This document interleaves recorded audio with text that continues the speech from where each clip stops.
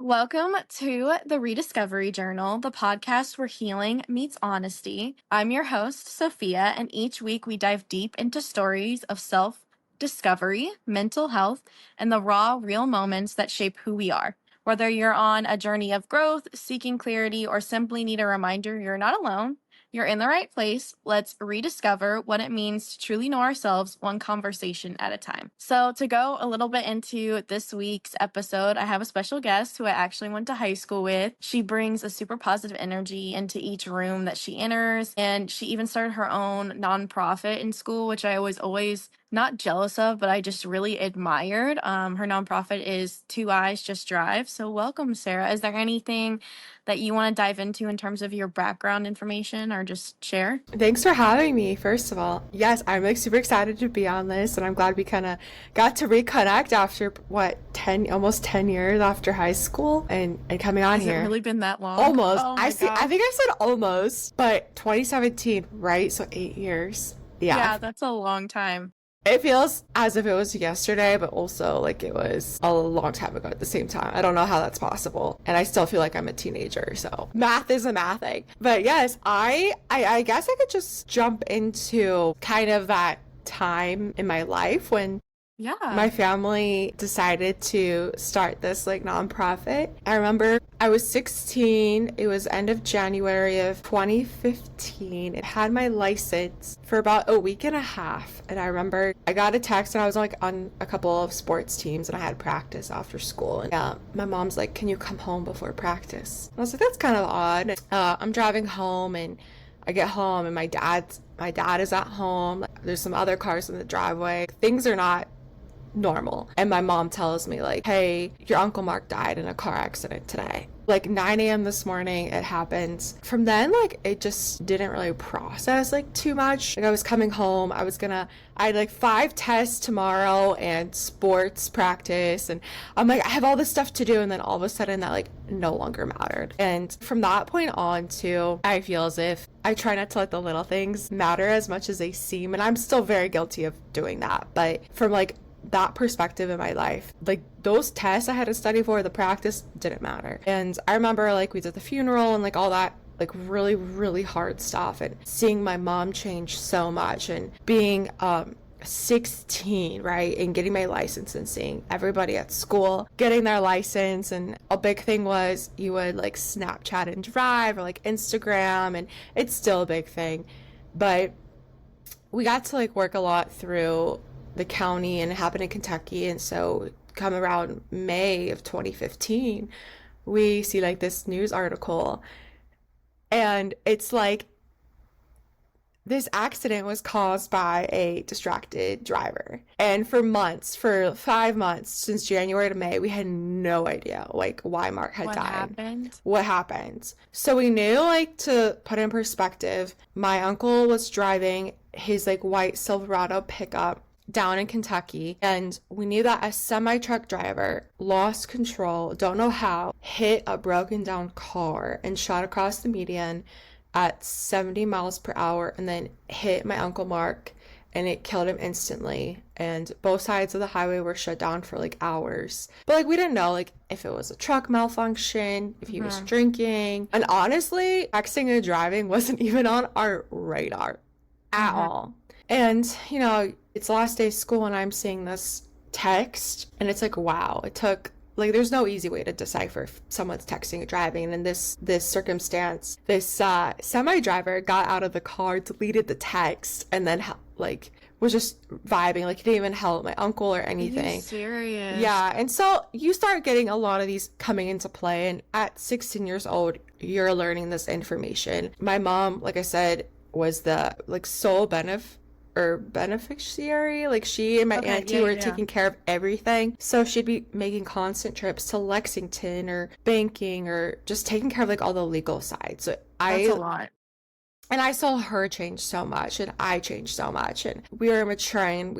I was around people that just like hadn't been through loss, like seeing someone who was your second dad, because he didn't have kids of his own, and so he was always around, just gone, like in just for no reason. Like we had no idea. And so when we found out that it was preventable, 100% preventable, it started to click. Like, wow, look at this person I know from class, like on their phone while driving, and like, oh, look at this person, like influencer. And even recently, like there was a car accident with like a famous musician that killed somebody in Nashville, and like we have no idea what happened, but like both lives are changing now, right? And Mhm.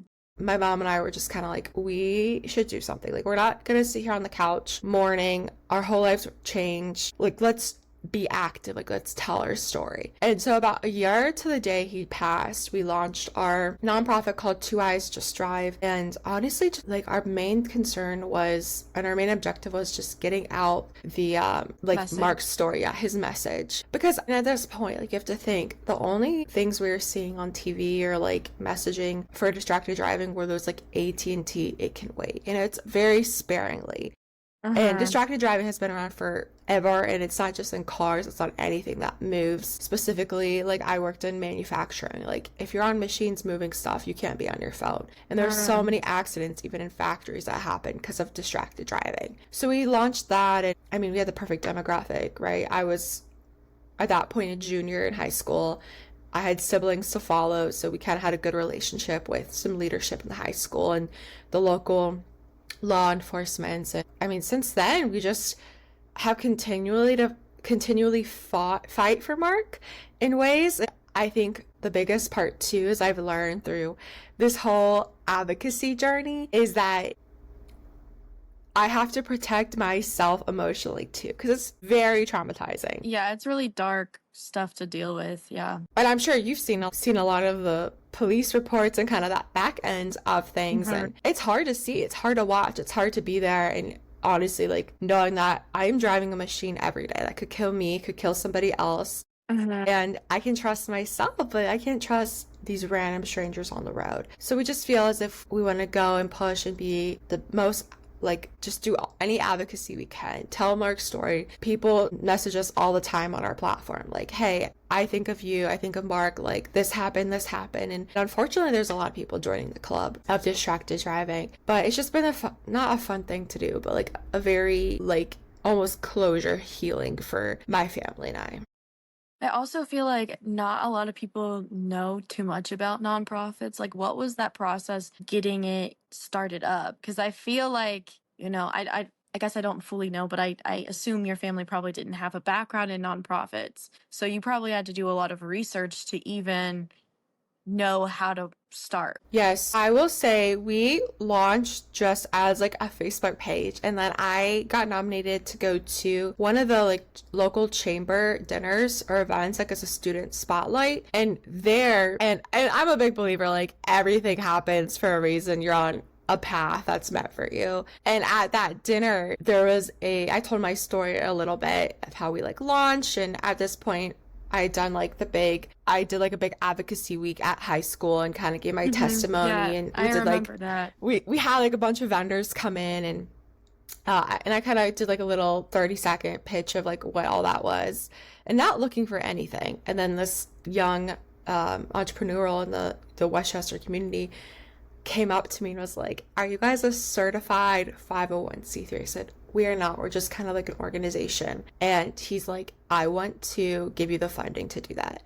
And so he actually provided, Wow. and it was, I mean, I want to say it was like $600. So to actually get certified, and that's just like not money that we had, like my family had. So he did that for us. And then my mom has a background in politics, and so she kind of handles the legal side of the taxes, Okay. the keeping up to date with everything. But I think like a big thing that we have just struggled with is trying to find our voice. Like when we're telling our story, we want to tell Mark's story, but then also like what's our action piece? Are we wanting money? And if we're wanting money, like what are we putting money towards? Are we Hmm. wanting people to go and like tell their story? And it's just, we don't really have, it's constantly changing of an evolution, Hmm. can't talk, to like what the current state of the world's in and like what's coming up and that kind of thing. I mean, that makes a lot of sense. I mean, even in the past few years, I feel like so many things have drastically shifted.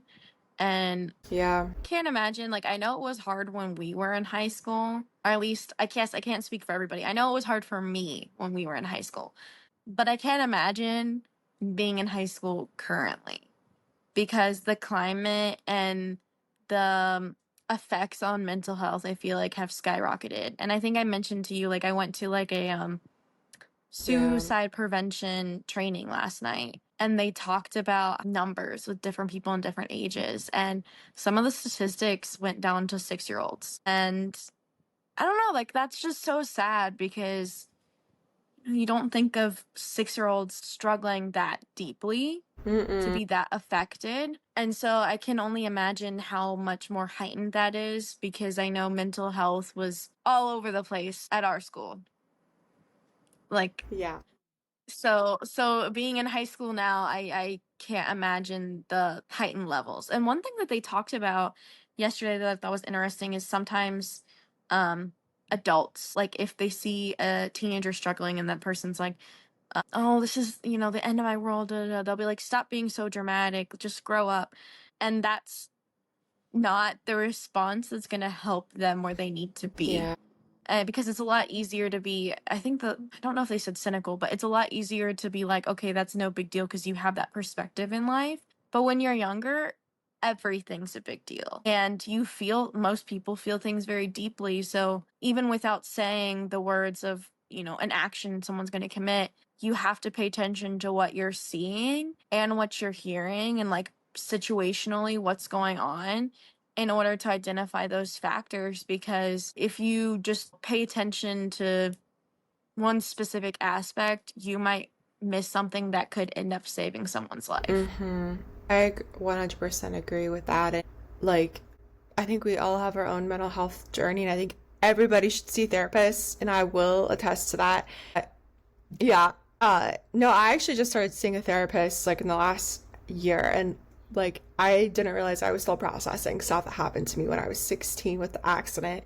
But my sister is going through a lot of mental health stuff right now, and it's making me very much open my eyes to like the degrees and levels of things, and how, and we were talking earlier, like you can say stuff with this intent and 8 people in a room are going to hear it, and there's going to be 8 different interpretations of it. And so yeah, I can't imagine these kids in high school now, and they call them like iPad kids too, and like just Yeah. constantly needing to be connected. Like the texting and driving thing, it's not like a discipline thing in my opinion. It is I'm addicted to my phone. It is an addiction. And Mm-hmm. so when you're growing up addicted to your phone, and then you start driving addicted to your phone, I think it's exponentially worse now than it has ever been. And people are so mean on the internet. So mean. Like, what are Yeah. you doing that you just sitting there trying to be hateful? Like, I don't understand it.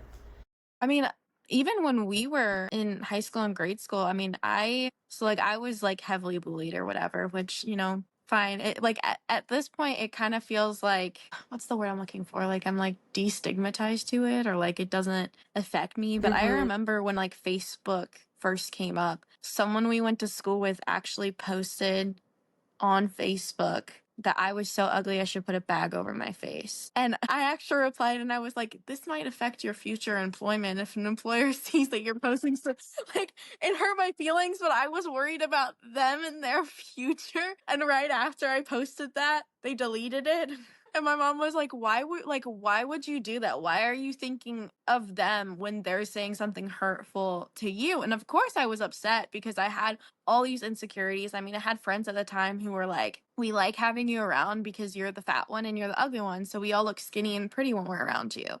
And you're smart, so we can, get your help with homework. And it really, shifted my self esteem of like how I saw myself, right? And so for me, I was just like, oh, well, it's another person who just agrees with this message. But also, like, I don't want them to ruin their future over something Yeah. stupid they said when they were 13, right? Like, we shouldn't, I mean, obviously there are ranges and there are some things that you should never say, but something like that, like, I wouldn't want that to affect someone's full future. And of course, obviously it stayed with me because I thought of it just now, but I can't imagine the severity point of where it's at now because people can just make fake accounts and send off Hmm. things that they wouldn't have the courage to say in person.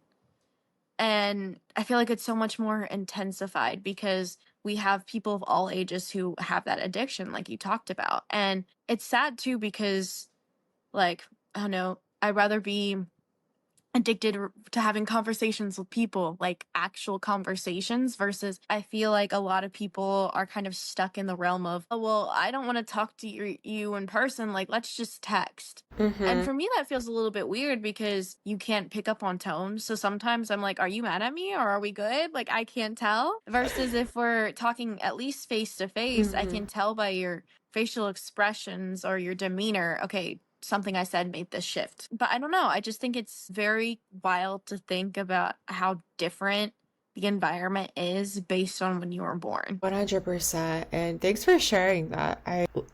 When I look back on high school and college, or like any time of my life, and you're like, either I didn't like the person I was, or you, like, I hope those people that were bullying you, who have been bullies, and I think everybody has been a bully in some way, in some lifetime, they're like, I generally feel like they have like a reflection, because that's not Mhm. on you. And and you've probably heard this so many times, like, that says more about you than them, like the way that you handle that. And look at you now, girl, like, you're killing it. And I feel like it, but I appreciate growth the. is not linear. I will say that. And I think we all have learned that. But like, F them, right? Like, who, but I know, I get it. Especially, I feel like, when was the first time that you feel like social media was present in your life? Because Oh I have a gosh. very clear grade. And then my sister was, I have a very clear grade for her, like what she was. And we're only 4 years apart. And I just think it's very interesting. Okay, I mean, I don't know if it was his social media, but maybe like phone aspects or like addiction to like phone, or if you didn't have a certain kind of phone, you weren't cool, would be like fifth or sixth grade. Yeah, that's what I remember too. I remember my mom let me get a Facebook in sixth grade, and my sister got an Instagram when she was in second grade, and my mom did not know about it. Wow. Second grade. That's so young, but I mean, My, also I feel like some of them are starting like in pre-K now almost because you have like the influencer kids. yeah, it's crazy. And I understand like documenting stuff, but I also feel like there has to be a limit, especially when it comes to like children, right? Like Mm-hmm. they should be protective, and you see like all of these like now documentaries coming out about kids that were negatively impacted because they became social media stars and the Yeah. aspects that happened to them. I mean, it's so sad. And I know everyone goes through their own trauma or struggles in life, so sometimes I feel guilty about being upset because I'm like, there's so many people who have it worse off than me, right? But also I think you have to consider yourself too and like let yourself feel things when you're upset, which is so hard to do because it's a lot So easier for hard. me to be like to someone else like you're valid, but saying that to myself or thinking it is like, Yes. I mean, I'm of course a work in progress, and I feel like I've come so much further from where I was in grade school and high school. But I also wish, like, I wish I would have been a stronger person back then. Because, oh my God, I'm getting emotional. But there's like people, Too. I can like feel like the stinging in my nose a little bit. there are people that I really like cared about when I was younger. And I let insecurity get in the way of like pushing for that friendship. You're one of those people, honestly, that I thought of where I was like, man, like Sarah is so cool. I wish I could be like Sarah, but I'd never be good enough to be one of Sarah's friends. Well, the thing is, that's all in your head, and we're friends now. Like, we're gonna text, and we're sorry. I'm also like tearing up a little bit. And like, that's the thing. Like, we're gonna like really reconnect, and we're going through like a similar life journey right now too. And that's why I reached out to you on LinkedIn, because I saw that we are going through like a similar period, and I was like, honestly, I was like, I haven't messaged or talked to Sophia in 10 years, but I just found in my heart that you are one of those people who is such like a genuine soul that, hey, if I message you and she doesn't reply, okay, but I felt in my heart like you were, and like, you have so much emotion. And every time I remember you from high school, I'm like, she just always is such a genuine person, and you always were like, I don't care what people think, I'm just gonna do me, and I love that. And even if you, Really? yes, and Is even that if you really the did, vibe that I gave off? Because I cared so much about everything. I think that's the energy. I was like, she's so genuinely herself, and like maybe at that point in your life you cared so much about everything, and that was who you are. Like, Hmm. so I don't know, that's why I just felt so comfortable messaging you like so many years later. No, my jaw literally dropped when you messaged me because I was like, wait. When you first messaged me, I was like, oh, that's sweet. And then when you were mentioned that we are in the same situation, I was like, Yeah. wow, how though? Because Sarah's so great. I can't imagine her Well, being in the same spot as me. I was thinking the same thing about you. And I think, like, to clarify, to people listening, like, we both got laid off like this spring. And it's so genuinely like we are both such overachievers. And most of the people you see get laid off are overachievers. They're used to like getting hundreds in classes, A pluses, going above and beyond. And then like when it comes down to numbers and budgets, nixed. And like that is so much to struggle with and internalize. And then I don't know like your exact situation, but for me it was like a hard cut. Like as soon as I got the call, like cut off from everything. And it's just like, why did I go so far beyond for a company that at the end of the day was just gonna like not care at all and just completely nix me? And so I really found a lot of like healing and seeing your posts on LinkedIn and how like you're staying so active and not like letting this defeat you. And LinkedIn can be like a very icky place, especially Hmm. when you're 25, 26, a young adult who is 4 or 5 years out of college, and you're seeing people like figuring it out. And you're like, Hmm. I don't feel like I have it figured out, but Oh, yeah, I see so many people that we went to school with or even I graduated college with, and I'm like, oh my God, you're like a director now? And what am I doing with my life? Like, where am I at right? where I'm in the figuring it out phase? And I feel like, I mean, they probably feel like they're figuring out their position and their, role and stuff, but I think it's so hard. Like, I was talking to someone yesterday, honestly, and I said, we were talking about how I'm so tired of being the person who has to try so hard all the time. Why can I not be one of those people that things just come easy to? Yes. And I'm getting really frustrated with that because in college, I focused so much on school and like that was my emphasis. And I honestly like missed out on some really amazing friendships that I cared about because I was so concerned about, okay, I need to get this really good grades in this field so that I can get a really great job. And I put like 7 years into something, and look, this isn't my life path anymore. And I think that's hard to accept because I cared so much about it and I wanted it so bad, but it that's not where my journey's taking me right now. And I think it's so easy to compare ourselves to others and see things that we wish that we had that they had. Mm-hmm. Obviously, we don't, most of those people we don't know on the full level of everything that they're going through. And you could Right. seem the happiest person face to face or even online and it not be where you're at mentally. But it's so hard because, like when our parents or when our grandparents were growing up, right, you were married by like 20. And I've now passed that by 6 years because my birthday was last week. So it's hard to think like, oh, wow, okay, these milestones that were set up, I am missing all of them, it feels like. Mm-hmm. And I know everybody's life's trajectory is different. And like you said, everything happens for a reason, but it's so hard to believe in that when you're in the moments where things are really hard. 100%. And it's like when things are so hard, like sometimes it's hard to find something to hold on to, right? And that's something that I feel like I don't even know what to say right now. Like I think that's what a lot of people are feeling right now. Like just in general with the, Mm-hmm. like I was saying, my sister, I think it feels very similar, layoffs. And it's like, yes, they're gonna seem really, really hard, and it's hard to come out of that, like that depressive state. And like people are telling me things, this keeps happening to me, and like when do you not take it personally? Like how do you not take something personally like this, right? And then I also think like I have a trouble on the like other side of it too, where it's like once I get out of those hard times, making sure that I am feeling life and being Mm-hmm. like, I'm living intentionally in here. Like a year ago, maybe I wasn't happy in XYZ, And like now that I'm living the life I want to more live, why am I not living it more in the moment? And so I struggle with both sides of it, if that makes sense.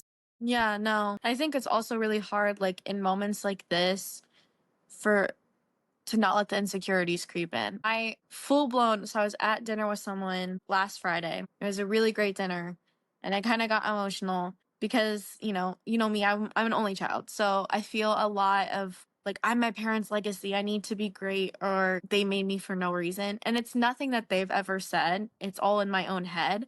But right now I feel a little bit like a failure. And so it's really hard to feel like things are going to come around because I'm like, I don't want them to feel like they made me for nothing, you know? I don't want them to be like, oh my gosh, like she's such a disappointment, which, like, again, they haven't said. And it's my own insecurities I'm projecting onto them. But like that's how I feel. And the thing is, like, it doesn't matter if it's not true. That's how you feel. Like, this is how I feel, no matter how untrue it is. And like, that's a hard concept to grab too. Because you're like, I know my parents don't think like this, but like, why is my brain making me feel like this? And I'm also, Sophia, like on my own mental health journey and like also having moments like that too, where it's like, I know this person is mad at me because like I've done nothing wrong, but like my brain is telling me they're mad at me and like I need to reach out and fix this, and they're like nothing is wrong. And so I totally get that. And I think that it's like what I admire strongly about you is like, and you told me this before we recorded, you were like, I was unhappy at my job, so I switched careers, I pivoted, moved states. Girl, you moved states where like I don't think you knew anyone in Texas, did you? Yeah.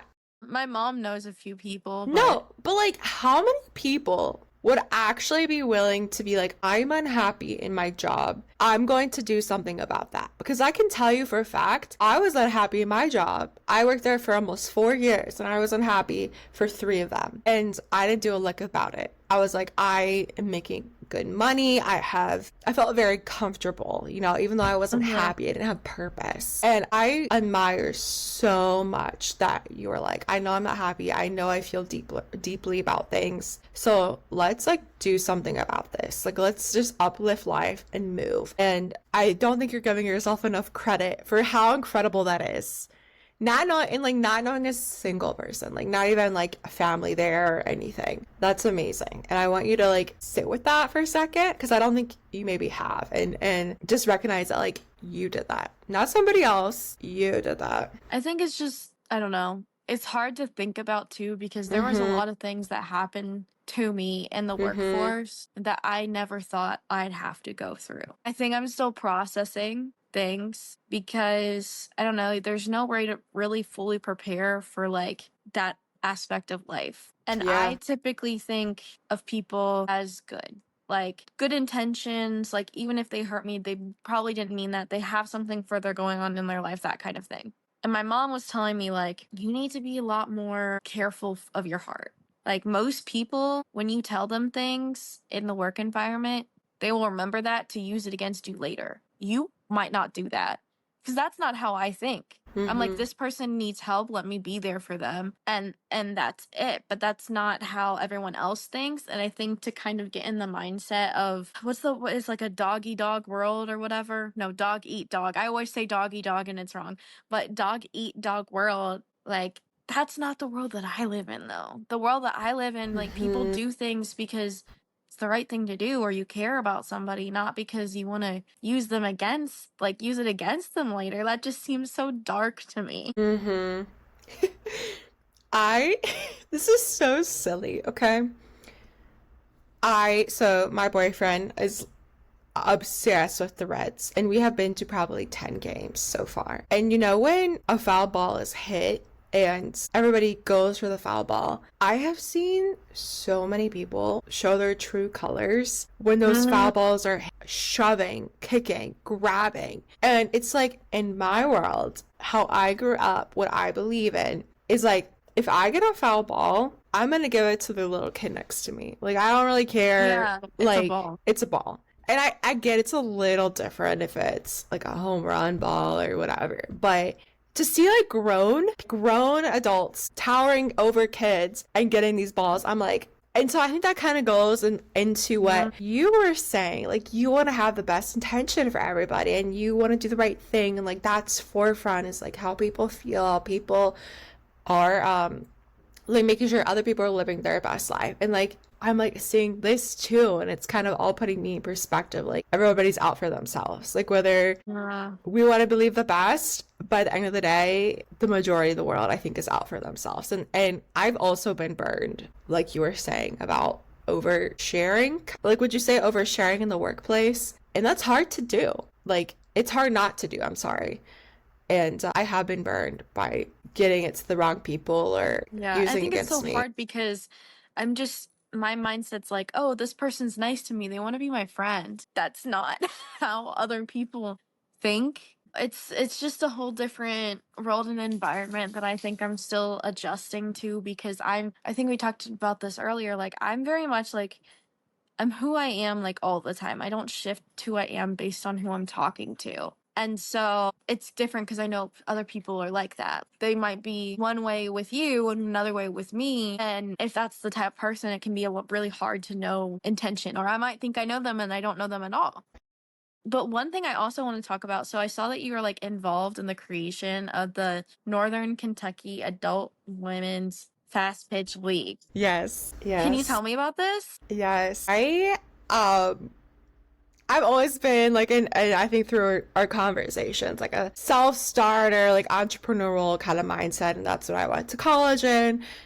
You know, I have my nonprofit, my league, like I'm a business owner, like all kinds of different stuff. And so being an athlete growing up, and I played recreation like softball, basketball. Excuse me. I played a little bit of club softball through college and I was like a pitcher. So I am nowhere near the degree of the College World Series pitchers, but I have a couple pitches and I can kind of move it around and it's fun for me. So when I graduated college and I was trying to find my sense of community after college, which is Mm, so hard to do, right? And you yeah. feel that like 8 months after college, moving, no matter where you move to, is so hard. Self-discovery, living on your own for the first time, like no one sets you up for everything you're gonna face. And I was like, I don't know what to do. I was going through a terrible breakup. And I was like, okay, I can always rely on sports. So I signed up as like a free agent for one of the local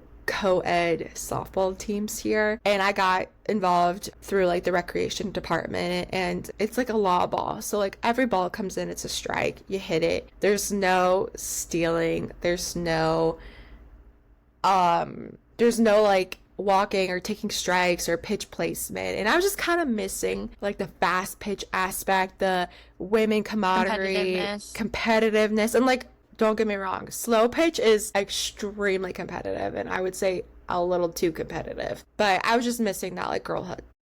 So Mm. I was like researching and they had like a fast pitch league up in Columbus, which from me is about 2 hours away. But I was like, there has to be something here. And I saw like this girl in Kentucky was trying to get something started. So I messaged her and I was like, hey, like, are you starting a softball league? And she said like she tried to start one the previous year, but it failed. So I was Mm. like, let's maybe collaborate. And we like met up and like we are both pretty like natural leaders, I'd say, and we both are very connected within the community. And so within like a couple of months, we were able to find enough women to start like the softball league. And we just started our third season of fast pitch and it's so fun. You have catchers, pitchers, you have stealing bases, we have umpires. We are just like, it's what's most rewarding to me is that we have women who are, you have to be 16 to play. But we don't have a lot of like 16-year-olds, but we have a couple who are like, I don't want to play in high school, but I still want to keep the love and joy.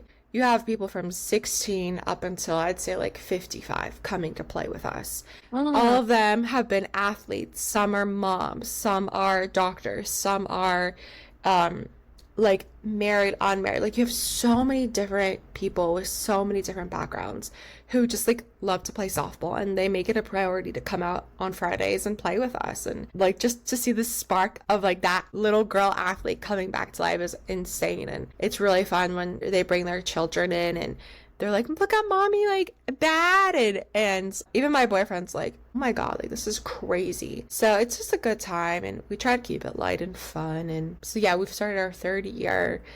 Go. But our biggest thing is we just try to keep costs low so people can play. Mm-hmm. And we have about 80 women involved in the league Oh, now.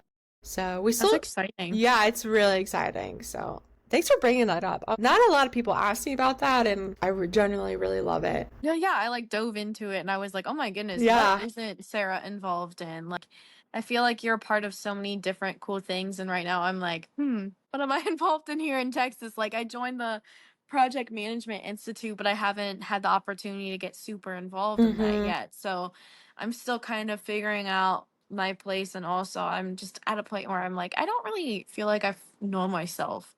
And I've never been good at sports. Like, I don't know if you remember back in the day, but like in gym class, whenever we played kickball, like I would like miss the ball when we did volleyball. I was one of those people who would either, again, miss the ball when I'm serving or I would hit it backwards. Like, I'm just not meant for the sport life. My Okay. parents tried.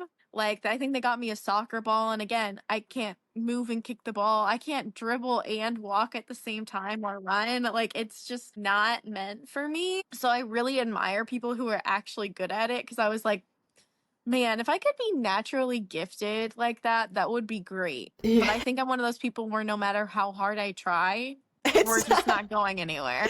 that's okay. I admire you for trying. Like that's all I ask is like if you don't like a food, try the food once. And if you don't like it from there, we're good. So I don't remember that though. I don't know if we had gym class together, but that's like my sister. My sister's not an athlete, and so I was envisioning like what she does is similar to what you do. Yeah, I also remember there was this one time because like so for elementary school, I went to Cherokee for a little while and then I went to Van Gordon. Hmm. And one time when we had gym class, there was one particular person who was super athletic, okay? And they were running, and I think they were trying to catch the kickball or something. They ran into like a cement wall, and like they had to get taken to the hospital, and they were taken out on a stretcher and everything. And then I thought to myself, man, if like that can happen to an athletic person, imagine if I was the running, it would probably have been even worse. Like, yeah, I mean, I'm so clumsy that Honestly, though, that like gym class any year, like elementary, junior high, high school, was like even for somebody who was an athlete like me, I hated it. Like it was really. not fun. Like I just want to go and chill and vibe and I don't want to have to change clothes, rechange clothes, like get all sweaty. I don't want people judging me and like, our bodies are changing. Like I don't want mean girls in the locker room. I like so when you say that, I'm like I actually deeply empathize with seeing that happening too. Of like and like I'm not the typical athlete build either. Like I feel like I'm very athletic, but I also like I'm like curvy and people Hmm. aren't naturally like she's an athlete, but like I've grown up like playing like sports and Hmm. I'm not like the highest biggest person like best, but like I'm better than I think average. But that's hard to like that assumptions. I would say better than average is if you can even hit a ball. So you're probably like way better than average. And like, above average. Like I can't even sometimes if the ball's like even on like one of those things they do for the kids Like the where no one T. throws it. Yeah, I'm like even then sometimes we miss. I love Like that. the only thing I was like kind of good at was golf, but it was only like recreational to the point where I remember one time in high school I went putt putt with somebody and I hit the ball like it was golf and it the ball hit someone either in the head or the back. I don't remember, some random person, and they turned around and I was so embarrassed. My friend wasn't looking and I was like it was her because I was so embarrassed and they just like went back to what they were doing. Girl, you strong. Like I can't play tennis to save my life. I always hit it out and I'm like, I'm too strong for tennis. You're too strong for mini golf. That's what it is.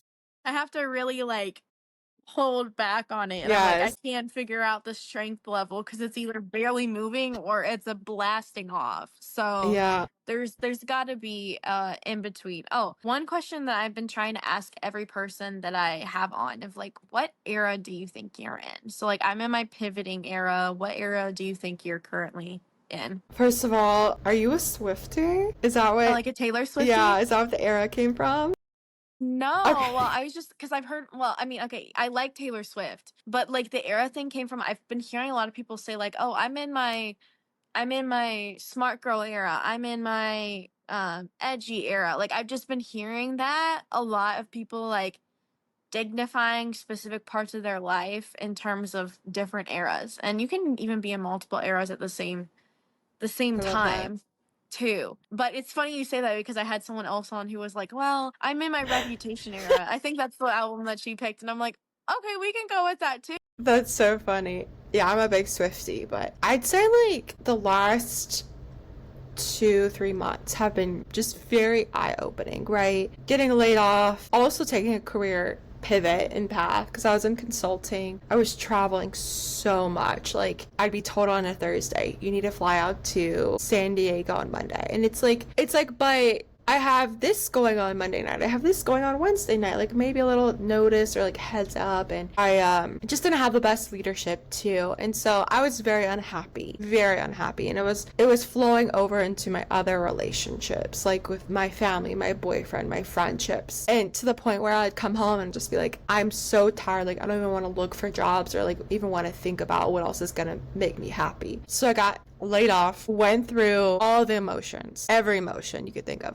I'm not a big crier, but I'm working on feeling my emotions better. And so through that, you start crying more. My partner, like this was kind of our first big obstacle together. Like he has been my rock and he has been giving me the safe and psychologically safe space to like really feel my emotions and figure out who I am. And so it's like I'm trying to enter my purposeful era or like my Mm. happy era. And I recently, like I guess I'm being selfish and putting myself first now. I realized I was allocating a lot of time to other people, a lot of other people's emotions or feelings, etc. And so now I'm like, I need to do what makes me happy for me and kind of keeping things private until I want people to know. And Mhm. everybody has an opinion about everything. And you hear so many people when they're planning weddings, like, do not tell anybody about details because everybody's gonna judge. Everybody has an opinion. And that's kind of Really? how I feel right now. It's like everybody has an opinion and I want to figure out what's best for me. And I recently had an opportunity to invest in like a small business and I didn't really tell anybody besides my partner and myself.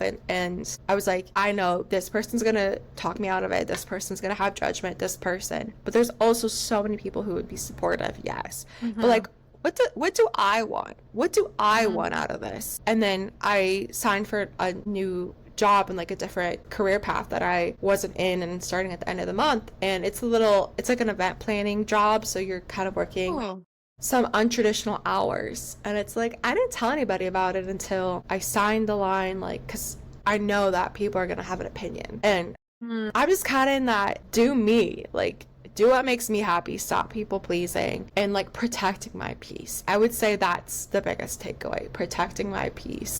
Well, I also don't feel like I feel like the conception is that it's selfish to think of yourself, but we also live in a time where everyone is thinking of themselves. Mm-hmm. And so, in order to make yourself a priority, you do have to consider yourself. Mm-hmm. I know I've been in situations where I can relate, where I've put other people, I've been there anytime, day and night, call me, I'm there, I'll drop whatever I'm doing for you. Recently, though, I've been kind of reflecting, and some people are asking me, okay, but like, if the roles were reversed, would they do that for you? And I'm like, Yeah. most of these people that I have made these sacrifices for, I don't think would have done that, even in the time where our friendship has been the strongest. And so I'm trying to work a lot more on identifying people to be a part of my life who won't force me into things that I'm not comfortable with I like that. or won't make me feel bad if I don't feel like doing something, Like it's so funny. I had made plans with someone a few weeks ago. I wasn't feeling up to it because, some days it's not it. And I messaged them and I was like, can we rain check? And they're like, yeah, sure. And I was like, that's it? Like, you're sure you're fine with it? There's no rebuttal. You're not gonna like make me do it even though I'm not feeling it. And they're like, no, everybody has those days. Yeah. That's a And I'm good like, friend.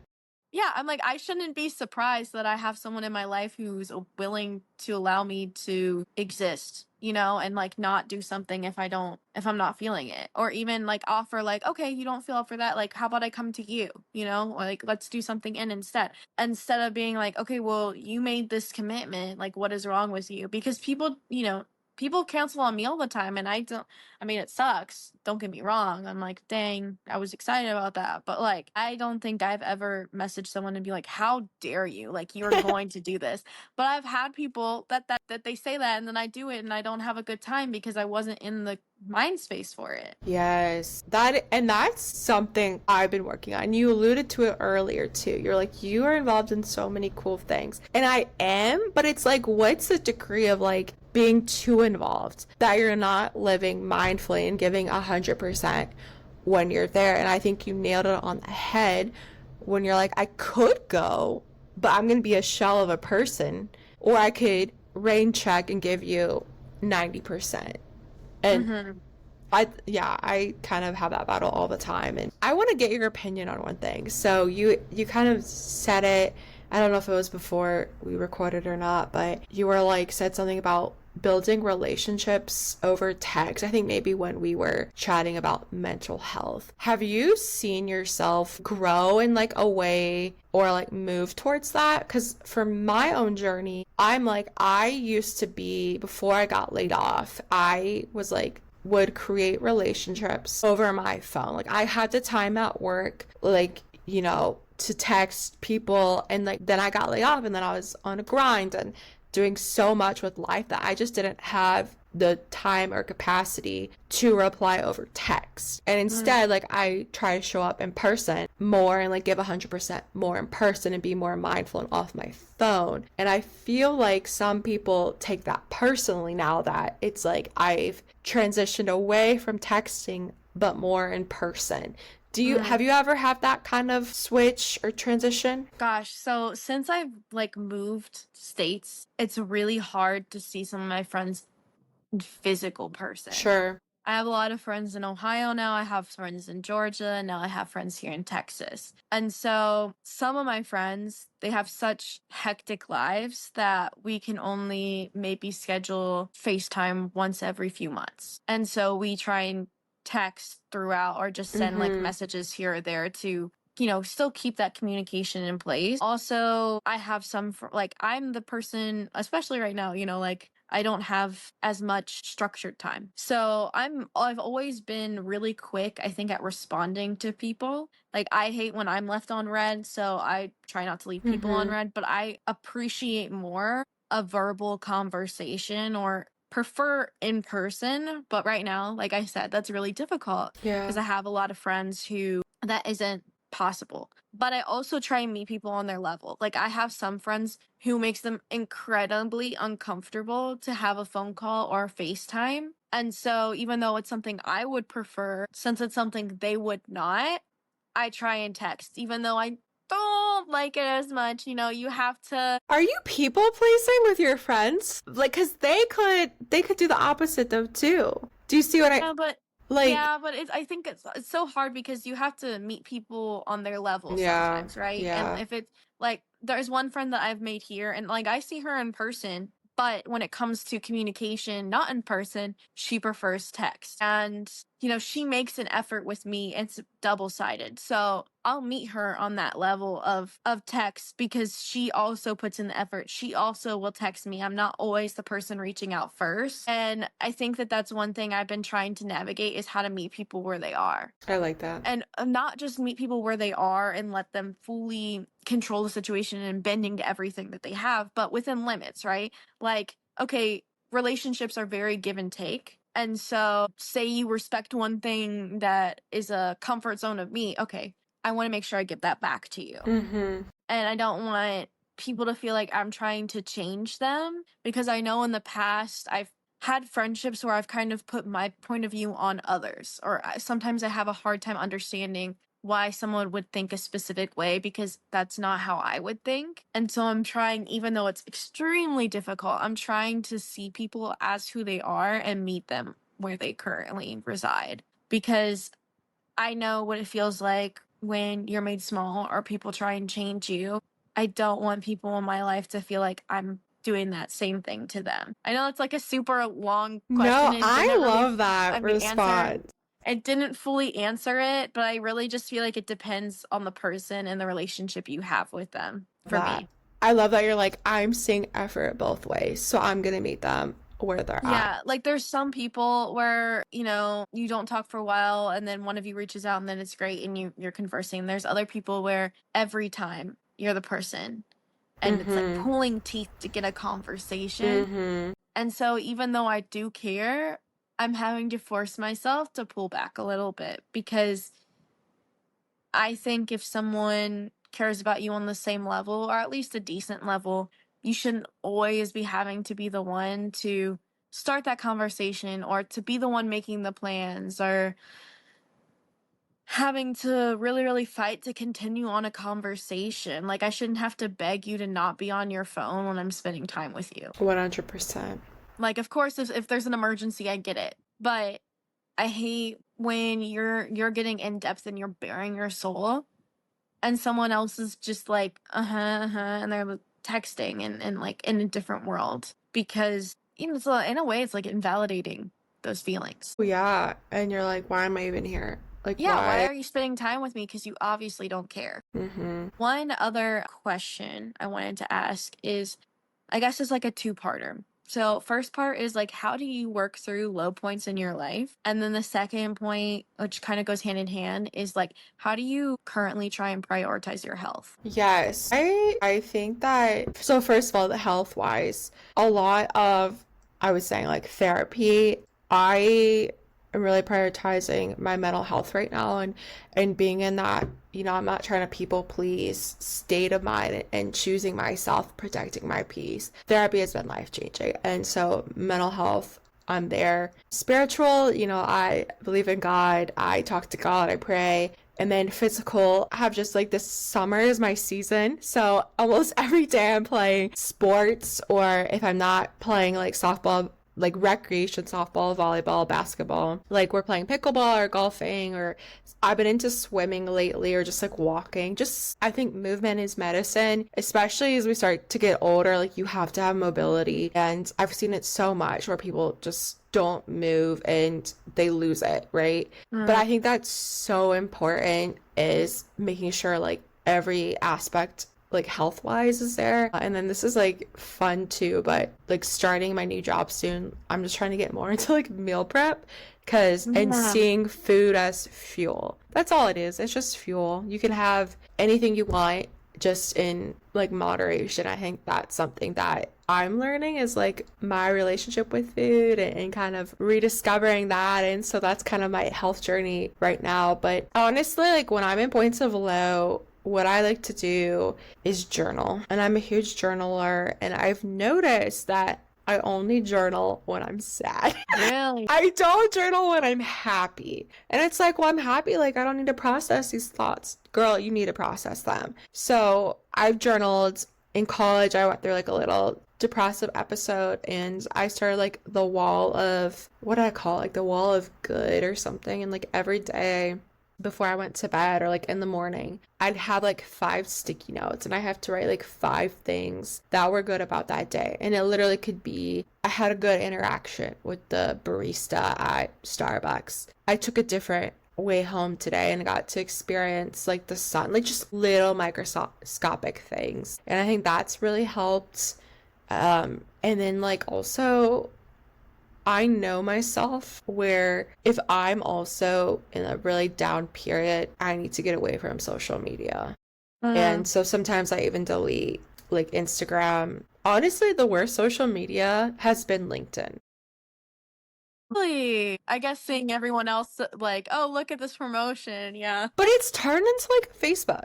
Like I don't wanna I don't know, it's just turned into like an interesting like people are posting about their kids and I'm like, I get it. Really? I at least my LinkedIn is. Like I have a lot of I'd say older adults, like 40s, and they're always like, oh my Susie Q went through this in life and this is like a good thing that you can take into the workforce. It's like I get it, but And I've heard like people are starting to find partners on LinkedIn. I'm like, this is What? hilarious. Yes. And then they have LinkedIn games. Like it's the Oh, I do addiction. like the games though, I'm not gonna I lie. do too. I do too. I do too. But it's hard to get on there and see all of the success. Even if it's fake success. We've all posted stuff that we could be, on Instagram, like, I'm so happy I'm at the beach or like prom, and it's like I'm actually miserable. And I think LinkedIn's the same way too. But it's just hard to get on there sometimes, especially in like a transitional period of, wow, I've been working my tail off applying for jobs, Hmm. interviewing, getting rejected, and then you see the candidate who actually got picked over you, and it's like, why am I not good enough? Like, what is it about me that you chose that person over me? And so comparison is the thief of all joy, but I think that it's It's so hard equally, not to compare though. it's so hard. And like I had a period where I was went through like three interviews, all in person, and for three different companies. This happened three times in a row. I came in person, and every time I'd get like just initial interview, mid senior level candidate interview, and then they'd interview me with like the C-suite. And everyone's like, oh, if you're at that C-suite level getting interviewed, basically the job is yours. And it's like, you want to believe that, but also like you have to keep the competitive Door edge of open. the job market. And then like 5 days later, sorry, we went with an internal candidate. Three times in a row that has happened where I've gone through the final stages and they've gone with an internal candidate. And it's like, that's hard for me. Yeah, I mean, I had like I was supposed to have an interview and something happened, so it was going to get moved. I reached out to her Yeah. and she was like, well, my mentor recommended someone. It's all about who you know, too. And that's the unfortunate part. And I was like so excited about this role too. Like, and I'm like, dang, to not even get an opportunity, like that sucks. I'm super happy for the person who got it, because like good for them. But it sucks when you're on the opposite end and like things don't work out. And the thing is, everybody wants it like so bad, right? And it's tough. No, it is tough. Especially when you start to see yourself like, okay, in a role, right? You're like, oh my gosh, I'm so excited about this company, oh my goodness, Right? this role seems like it would be fit for me, and then it doesn't work out. You're like, okay, cool, cool, cool, cool, cool. Another thing I wanted to ask you though was, I know for me sometimes I have those moments where like I want to do one of my hobbies or do one of my things, but mentally my mind's like, let's just go in bed and take a nap. How do you like force yourself to get out of that mindset and be like, no, we are going to do this right now because this is going to be good for us mentally instead of just Yes. burying? I will say it's hard for me right now because I also similar, I don't have like a super structured schedule. And I'm a schedule person. For me, it's almost like accountability within others. Like even if it's texting my boyfriend and being like, okay, I am gonna work on my embroidery apron today. I am gonna go on a 10-minute walk. And then like him having to check up, like not checking up on me, but like almost being like, did you Did you do do this? this? And it feels like I'm disappointing him if I don't when I say I'm gonna do something. So like that's like an external way, but also I like to think about it like, okay, let's just go and do it. And if we're not feeling good within 10 minutes, we know we gave it 10 minutes to do, right? But I mean, I struggle with that, but then I also think about like when I don't do those things that I say I'm gonna do or like get out and do my hobbies, I think about how shitty I feel afterwards and being like, Mm. damn, I wish I would have gone and done this. And so when I'm kind of sitting there like debating, I lean into that feeling a little bit of, well, last time you felt like this. Hmm.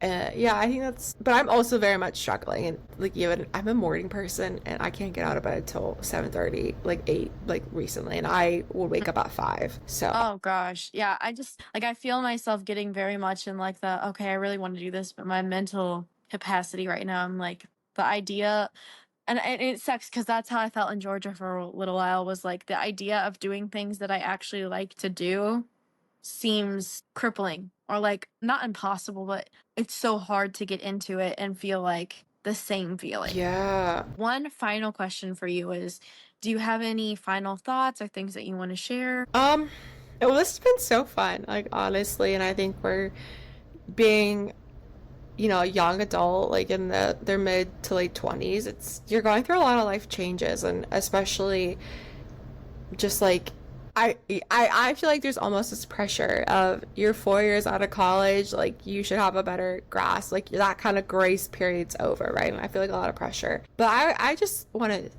like tell everybody that nobody knows what they're doing. It's all a journey. It's not linear. You just got to keep pushing and finding what makes you happy and leaning on those people and things that do kind of fuel you. And it's okay to protect your peace. You are growing, you are maturing, the people around you are growing and maturing, maybe sometimes in the same direction, maybe sometimes in the opposite direction. And yes, that can hurt, but don't stay in the past, stay in the present. That's something that I'm very guilty of, is like thinking of a past relationship and like what could I have done better, worse, or different. And it's like, but that's like, why am I spending so much time thinking about the past? Like, you can't go back and fix it. It is what it is. And I would say like that's been a huge help too, is when I do get in my head, I need to like go for a walk and try to I try to disassociate a little bit from my phone too. And I know the music can help, but sometimes you just need to put that down. But I think everyone's doing great. Like, it's been so good to catch up. And like I said, I'm a firm believer, everything happens for a reason, even if it might not feel like it. Cool. So I'm gonna just do my little extra now, and Do it, girl. I'm so bad at this aspect. It makes me feel really uncomfortable, but here we go. Thank you for joining me on this journey of rediscovery. If today's conversation resonated with you, I'd love for you to subscribe, leave a review, or share this episode with someone who might need it. Remember, oh, and you also said this, so this is really cute. Healing isn't linear, and growth takes courage, but you're never alone. Let's keep conversation going. Follow the Rediscovery Journal on Instagram at the Rediscovery Journal and connect with our community. Until next time, keep exploring, keep growing, and most of all, keep showing up for yourself. Thank you.